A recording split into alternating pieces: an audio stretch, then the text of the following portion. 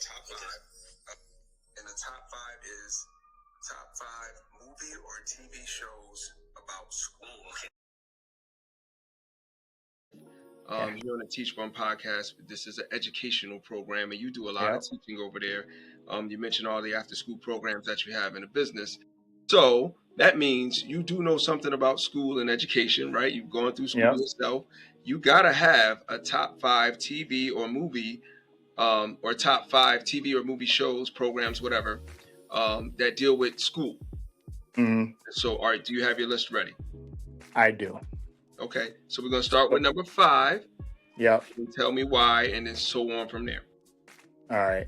So number 5, I'm gonna start with Dangerous Minds, and that's because it's just a show, the tension between the school system and the students that we can relate to, like in our community a little bit back in the day. Yep. And that was like, I think that came out when I was like right out of high school, so I think around that age. No, not Michelle Pfeiffer. No, the 91s. It came out in the 90s. Dangerous Minds, but then there was the writing one. So yeah, Dangerous Minds. Yeah. You're talking about Hilary Swank. Hilary Swank. Yeah. See, I remember some athletes now. Sure, go ahead. All right, number 4. Stand and Deliver. Stand and Deliver. I like Stand and Deliver. Let's see. Number 3. Lean on Me. Lean on Me made it to 3 on your list. Now we have a lot of people who put that as number 1. Why is it that number 1? Well, I'm gonna tell you why it's not number 1, because you're gonna hear my number 1. I'm gonna tell you why.